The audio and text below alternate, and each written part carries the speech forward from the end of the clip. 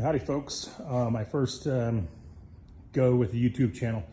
I'm learning a lot about some of the LS and more importantly some LT stuff, and I can't really find a lot of information on the old internet on doing what I'm doing with the new Gen 5 LT stuff. So I'm gonna maybe go over a couple of things that I've learned. Maybe I can pass on that information to somebody that might be doing the same thing I'm doing. First, what we're doing here, building a couple different hot rods here. This is my New Edge 04 Mustang. We're building a bracket car. We're hoping to be like a high 10-second bracket car. And over here, we're doing what I like to call an ET car. We're doing a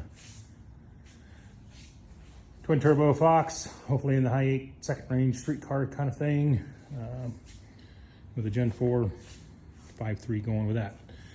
But more importantly, we're going to talk about the Gen 5 6.2 liter and what it takes to maybe, I guess I'll tell you what I'm doing with it. I'm doing the deletes on all the modern stuff, VVT, the DOD, and the direct injection, high pressure stuff. The feedback I get or I've seen on the internet is, why in the hell would anybody take the direct injection off this or even fuel injection off of this? But I'm putting a carburetor on this puppy. I'm going bracket racing, and a tiny bit of experience I had with EFI and bracket racing. You need a ton of data to really, I think, in my opinion, to be good with EFI and bracket racing. And I'm not ready to learn that yet. So I'm gonna put a carburetor on this puppy right here. I got a buddy that's done one already. It's making a ton of horsepower for just a cam only swap and a carburetor. It's a mid 10-second 69 GTO. So I kind of, you know, following in his footsteps, I guess. I could see it's been done. But what I've learned so far on the conversion stuff, and there's a handful of different ways to go about it. But we'll talk about what it takes to, some of it's pretty obvious, but what it takes to delete the VVT, the displacement on demand, or the AFM as GM calls it, and the direct injection. Even if you were looking to just do port injection instead of the high pressure stuff, this kind of plays into that too with the way the intake manifolds work and those kinds of things. So also to mention the vacuum pump delete situation. So what I've got here is a 2020 L86 6.2 liter donated out of a Yukon. They thought it had a crank problem. Turned out it had a common lifter failure. They didn't want to diag it. They just wanted a new motor. Well, I was able to scoop up the core and put a cam in it anyway. So anyway, what I've done so far, Brian Tooley Racing cam, for the Gen 5, they call it their max effort cam without any modifications to the engine as far as piston and valve clearance. There's no fly cutting of the pistons with this camshaft. It's not a real radical camshaft, but it's the Gen 5 225 camshaft. With that camshaft is a single bolt cam gear, LS3 crank or cam gear is going to go on this. There's a couple different ways to do that. There's the 3-bolt cam stuff. You can do that too. BTR does this style of cam, and I thought it was the easiest for my application. And with that, it's the and they sell this stuff at Brian Tooley, but I work at a GM dealership, so I get to just kind of explore this stuff. But I'm doing the LS3 cam gear swap here to delete the VVT stuff, and there's a little bit to that too. Along with that, there's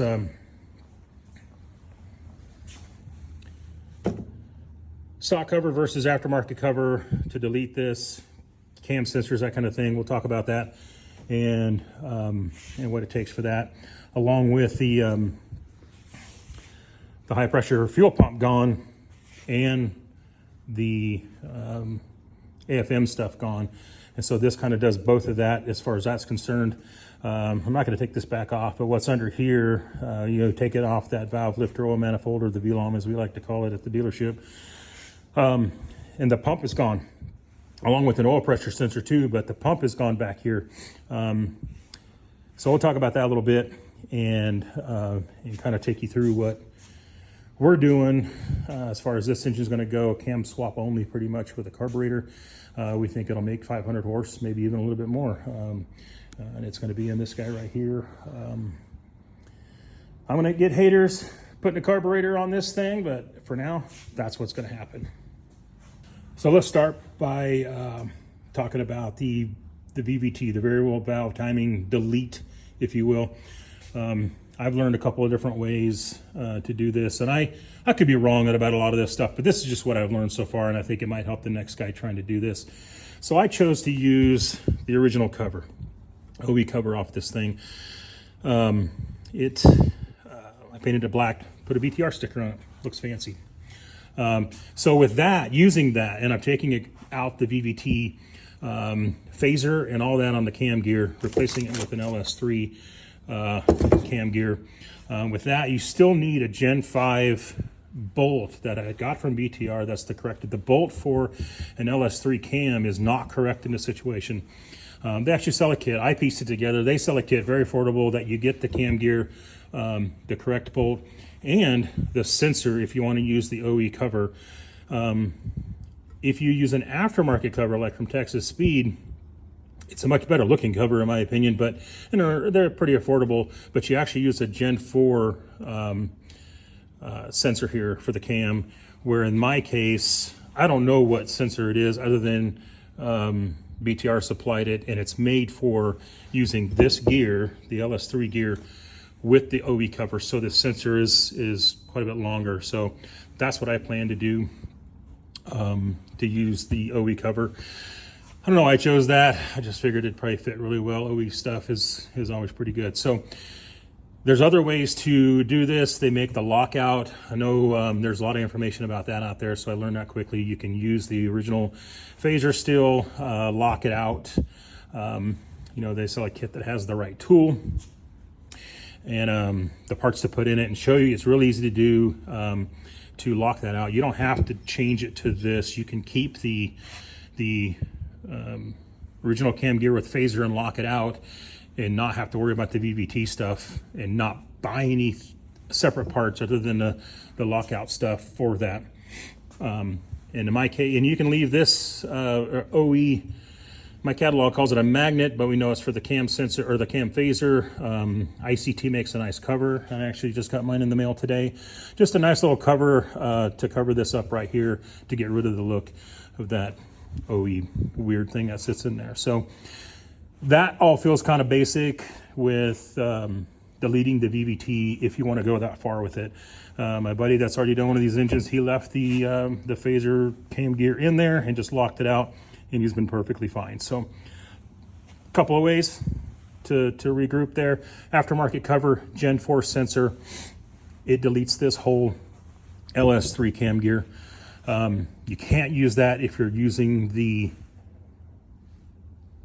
OE phaser VVT lockout stuff. You need to still use this, not enough space in the aftermarket covers. So that's pretty basic there, and that covers that whole deal. All the stuff being pretty basic, I like to hear it be said plain layman's terms, and that's why I'm doing this, my inaugural YouTube video, or even might make it on TikTok. But taking out the AFM system, we take off the valve lifter oil manifold, the VLOM. There's a couple different ways of doing this. I chose to do it this way. There's some that retain the oil pressure sensor. I'm going to move it anyway, which there's a couple different places you can do an oil pressure signal from. I think I'm going to do mine off the oil cooler line deal. So this is the cover I chose. This blocks off the casted ports for the oil feeds to that valve lifter manifold. They also make plugs that you can do if you want to. You don't want to use this cover. You can still use an OE cover and block those off. It's a lot cheaper. They're like $20 on Amazon, or some of the name brand stuff have for about $35. It's just a plug kit for those casted oil supply spots there. This cover has O-rings on every one of those, and it blocks them all off. So that pretty much deletes the AFM stuff. To keep going with that though, you have to change obviously the cam. You can't run the AFM style cam. You can probably get away with it, but it's, in a perfect world, you're not supposed to. And you have to change all the lifters, or at least it depends on your model, but the ones that have half the lifters are the active fuel management lifters. You have to change those out to, a lot of people call them LS7 style, or the original non-active type lifter. I'm going to use OE lifters in this.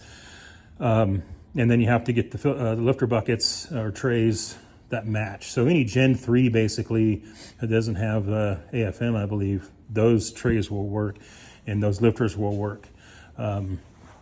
So I've studied that part number. A lot of guys call them LS7 lifters, but it's the same part number in an LS7 as it is for a 5.3 or even a 4.8 liter from 99 up or whatever. So there's that. The high pressure fuel pump stuff is really pretty simple too. And where I was unclear is the fuel pump normally mounts back here, and of course this cover takes this off. You can leave the high pressure stuff and block off the AFM if you like to make a cover for that as well and have a fuel pump mount. I chose not to. When you take that fuel pump off, there is a lifter coming off the camshaft for that, and it looks like a roller lifter. It's just quite a bit bigger. And I don't know for sure if you have to take it out necessarily, but I don't see leaving it in there as a good thing. It feels like you can kind of bounce around when there's no fuel pump there to keep pressure on it. ICT makes a plug kit for that, and that's what's in here. You can't see it right now, and it's right there under there. I did it for peace of mind, I guess, because I don't necessarily know if you can leave the pump in there. But taking it out and putting that plug in there, really kind of a fancy looking piece that you'll never see, but it just bolts in place. Oil, it has an oil galley through there, so you can't just take that lifter out. I think it would cause an oil pressure problem. So that's that. The high pressure pump delete is kind of basically that. It kind of goes further with the heads, with the injectors, and we're going to cover that here in a second. But that's kind of it in a nutshell for those three things that I've had questions that I've just finally and I can't find real answers the way I wanted to hear them. So I just tore into this thing and learned it as I went. The last thing really that you're kind of deleting, I guess you could say, is the vacuum pump on the, I think it's 14 and newer, the Gen 5. Most of them had vacuum pumps. There's a couple of different ways of doing that. I kind of did it both ways. So under this cover right here, this is where the vacuum pump normally mounts. You take that pump off, and there's two oil holes, feed and return. GM, and you can buy them anywhere, but GM sells plugs that go in those holes, and you don't have to put the cover on it. You can leave it open, and you can also pull oil pressure off of one of those if you'd like. I chose to plug one of the holes and put the cover on. So this cover it's kind of like this up here. It's got an O-ring that goes around to the ports. The block is casted with that quite a bit further out. You can't plug it and put the cover on at the same time, but the other one you can because it's deeper recessed in that casting. So I have one plug in there and this cover. I wanted to put the cover on it because, just an open hole kind of casted thing it's kind of ugly. So I did that. So that's pretty easy. We've been dreaming up ways to use the vacuum pump, as a scavenge back to the motor or something like that. We haven't really crossed that bridge yet. But so that's, if you're looking to do what I'm doing, delete this stuff. This is as basic in layman's terms as you can get. I'm not an engine builder, and this is my first go around. I sell these car parts every day at a GM dealership, but I've never really been into it. So I just dug in, checked it all out, figured it out, did my own research. More of the high pressure fuel system, the direct injected stuff, delete. One big thing is the injectors, are in the head. And you're not using it anymore, so you can, the cheap way, leave the injectors in with the OE fuel rails all bolted down and use those injectors to plug that hole, and you won't be feeding any fuel to it, so it essentially plugs the hole.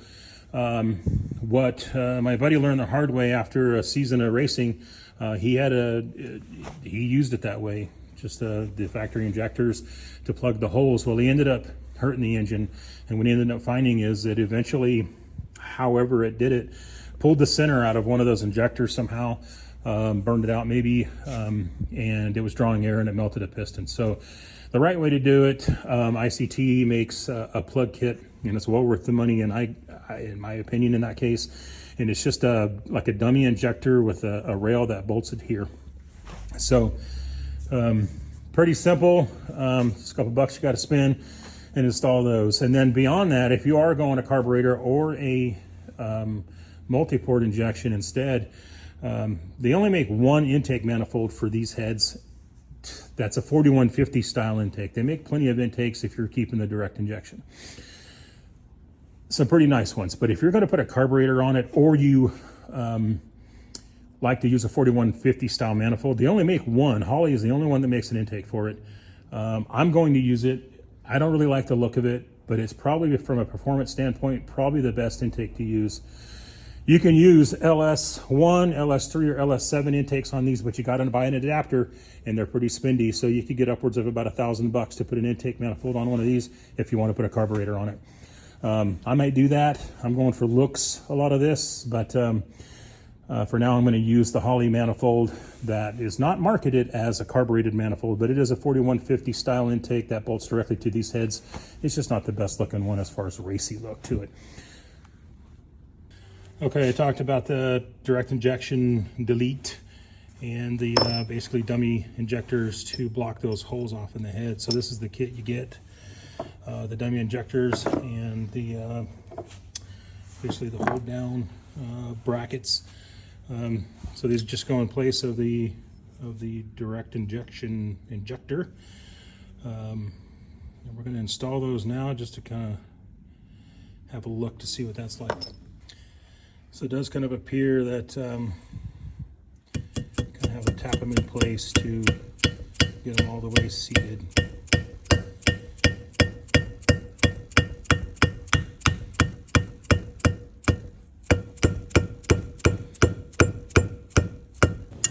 So yeah, you're kind of catching me in real time learning here. I've never done this before.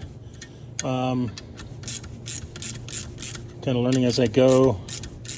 And I'm sure there's other stuff on the internet to kind of guide you with this too, but this seems pretty basic and straightforward. I tapped the injector dummies in, and I started to tap this little retainer down, but it didn't feel like it was going real easy. So, but it is going pretty well with just kind of snugging it down evenly here with 10 mil.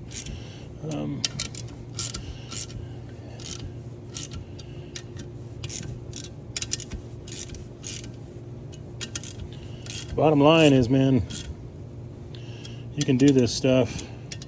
Don't take a rocket scientist, and you know, obviously I could be wrong about some things and how things work and all that, but kind of feels pretty straightforward. And I'd like to talk in, you know, average guy terms. I ain't no professional, but there it is. There's one. All the direct injectors are gone. New ones are in place, the dummies anyway, and that's pretty good. Well, there we have it, somewhat mocked up here. Got the injector plugs put in, so you can kind of see how that looks. Looks pretty nice, I guess, with that cover. This is the intake I mentioned, the only one that is a 4150 style manifold, not marketed as a carbureted deal. These engines were never designed to have fuel through the intake or the intake ports. So yeah, not meant to be, but we're doing it anyway. There's other guys that have done this with some success. So it's not the best looking intake manifold by any stretch. And I really don't like it, but cost effective. And I probably will outrun, you know, on the track, an LS manifold that's adapted to fit to this. Those adapters aren't, I've only seen one set and they didn't really fit so well. You probably have to do some port matching to really make them work well, but I think for what I got going, this probably will make the best horsepower. Time will tell. I'll probably end up putting an LS intake on it one day. So anyway, to kind of recap, we've covered the VVT delete stuff, and the direct injector, and the AFM stuff is all gone. We're pretty much complete now. If you got questions, let me know in the comments, I guess. Like I said, this is my very first try at a YouTube video, so I hope it's well received. Correct me on some stuff if I'm wrong. I'm learning as I go. I feel like I feel pretty confident with it so far. Anyway, so that's in a nutshell. We can talk about it further, and I may go into it further with some of that stuff as I go forward. But yeah, there's a Gen 5 6.2, 115,000 mile unit that had a bad cam as per normal. And we did some valve springs, put a BTR cam in it, deleted the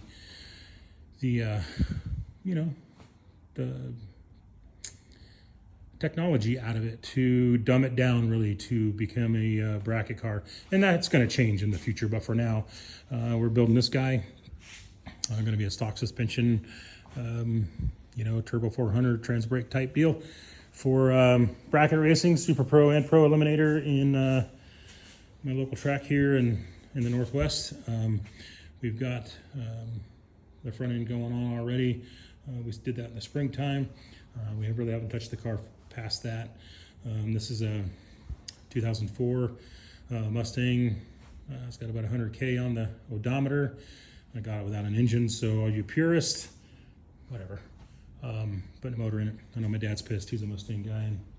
And, so on the Jimmy Fab side of the shop, 89 Fox, a couple hair dryers on that, and next project is the start of a roll cage on that guy. So let me know how I did on my first YouTube video. Probably sound like a real idiot, but thanks for watching. We can learn together. If you got more questions, maybe we can learn together on doing this Gen 5 stuff. It's crazy how much they're different from an LS, and you kind of have to convert it to some LS stuff to make it all work. So anyway, there we go. And with our VVT delete in our Gen 5 engine, as we spoke before, using a Gen 4 or an LS3 cam gear with that bolt made for the Gen 5 doing this, I got from BTR. I just wanted to kind of show you what it looked like installed. I mean, that's pretty basic stuff. I got the oil pump also installed, and so here it is, a Gen 5 VVT delete setup using an LS3 gear and BTR's cam bolt for this, which is like a 14 by 1, gosh, I don't remember now, but something like that, 175 maybe, or 125. So there it is, the VVT delete on a Gen 5, all buttoned up.